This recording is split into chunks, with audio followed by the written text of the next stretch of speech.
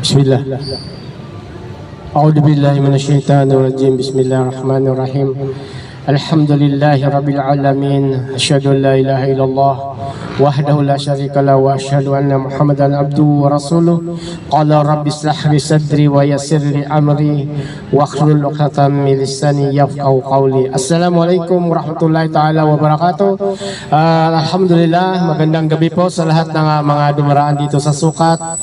At ipagpatuloy natin ang ating programa kung saan magpaparating tayo ng pananampalatayang Islam at meron kaming mga libreng babasahin na nandito ay wala po itong bayad, humingi lang po kayo.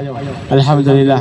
Ngayon po mga magulang, mga kapatid, magpaalala po tayo at sa dami po ng mga nagsalita na po aking mga kapatid kanina.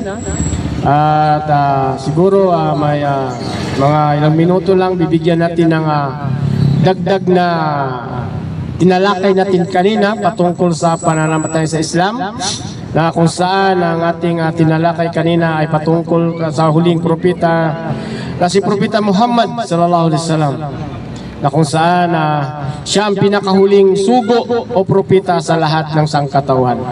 Kaya po mga magulang, mga kapatid, ngayon po kung saan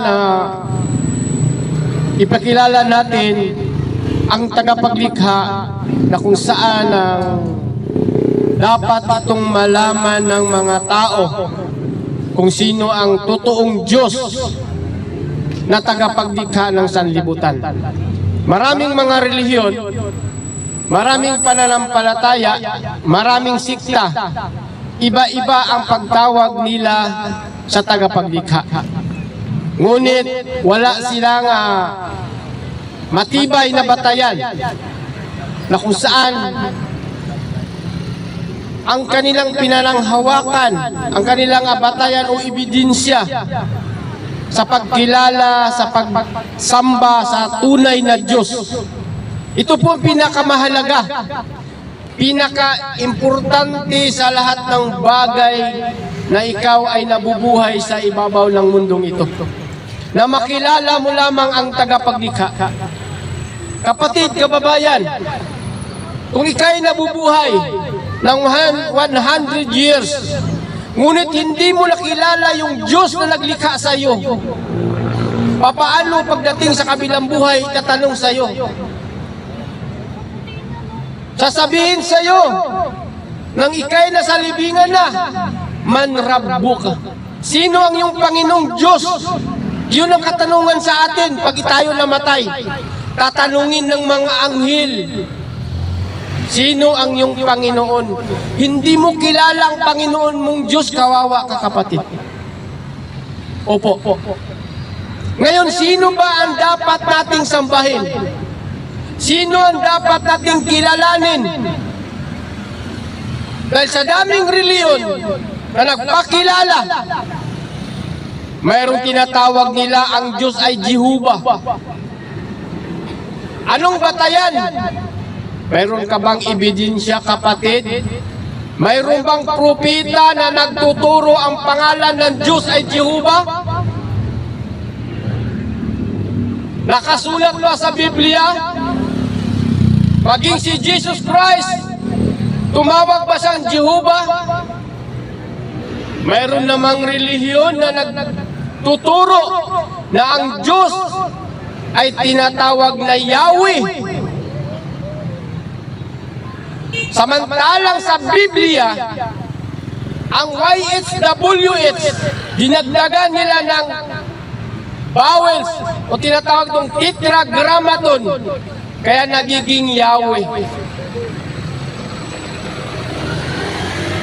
Mayroon bang propeta na nagtuturo? Si Adan, si Abraham, si Solomon, David, tinawag ba niya ang Diyos niya? Tinawag ba niya ang kanyang Panginoong Diyos na Yahweh? Yan ang katanungan, mga kapatid. Mayroon naman relihiyon na nagtatawag sa Diyos na Ama. Ito malaking katanungan.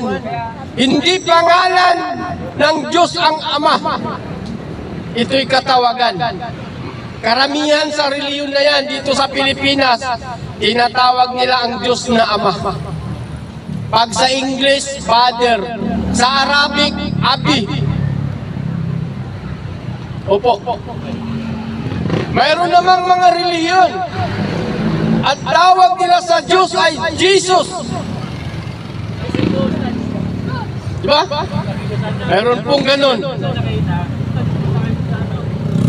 Mayroon ding reliyon na ang tawag sa kanilang Diyos ay Allah. Ano ang batayan?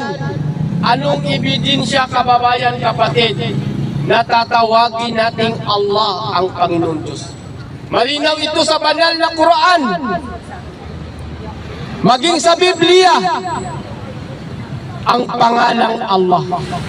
Opo, sa Arabic Bible. Sa Tagalog, ginawang Panginoon. Ginawang generic. Ito ang sabi ng tagapaglikha. Siya ay nagpakilala sa banal na Quran. Innani anna Allah la ilaha illa ana fa'budni waqimus salata lidikri. Malinaw, sabi ng Diyos nang siya'y nakausap niya si Moises, ako ang Allah. Wala nang ibang Diyos liban sa akin. Kaya't sambahin mo ako. Mag-alay ka ng panalangin bilang pag-alaala mo sa akin.